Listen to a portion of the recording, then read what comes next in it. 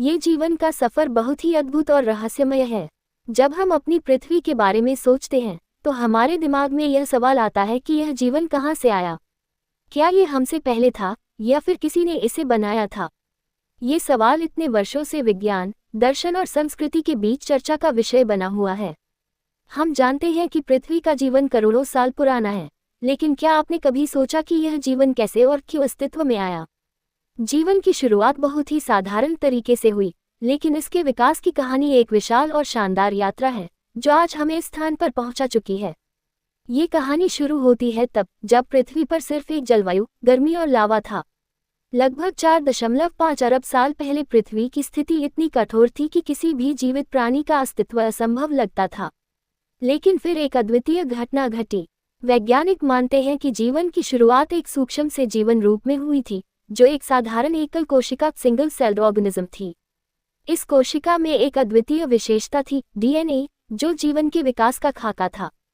यह कोशिका धीरे धीरे गुणसूत्रों, जीन्स के माध्यम से खुद की प्रतियां बनाने लगी और इस प्रक्रिया में जीवन का विकास हुआ। पृथ्वी पर जीवन की शुरुआत से लगभग 3.5 अरब साल पहले कोशिकाओं ने एक दूसरे के साथ मिलकर बहुकोशिकीय जीवन, मल्टीसेल्युलर लाइफ विकसित किया। यह एक नई शुरुआत थी और धीरे धीरे समुद्र में जीवन के कई रूप विकसित होने लगे।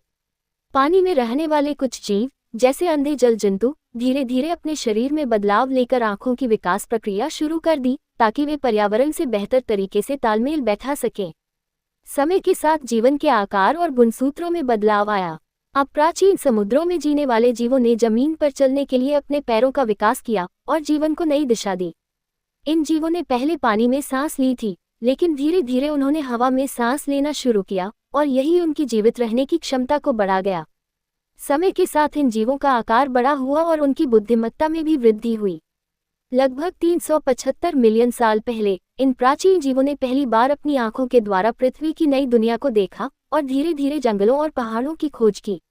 लेकिन ये सब आसान नहीं था। पृथ्वी पर कई प्रकार के जानवर थे जो उनके लिए खतरा थे, जैसे विशाल डायनासोर।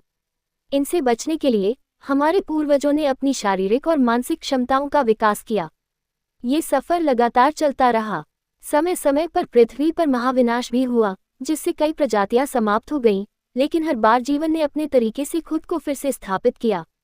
डायनासोर के विलुप्त होने के बाद छोटे जीवों ने खुद को नए तरीके से ढाला और मनुष्य के रूप में हम आज इस पृथ्वी के सबसे बुद्धिमान जीव बन पाए। हमने न केवल खुद को इस ग्रह पर जीवित रखा, बल्कि हम नई नई खोजों के साथ इस ब्रह्मांड में अपनी यात्रा भी शुरू कर चुके हैं। हमारी उपलब्धियां सच में अद्वितीय हैं, लेकिन क्या हमने कभी सोचा है कि इस जीवन की शुरुआत किस प्रकार हुई? क्या ये हमारे पूर्वजों की मेहनत का परिणाम था या फिर किसी चमत्कार से? आज हमें अपनी शुरुआत को समझने और इस यात्रा को पूरा करने की प्रेरणा मिलती है। जैसा कि हमारे पूर्वजों ने विभिन्न परिस्थितियों से लड़ा और विकास किया, ठीक वैसे ही हमें भी वर्तमान में आने वाली चुनौतियों से निपटना होगा और अपने अस्तित्व को बनाए रखना होगा।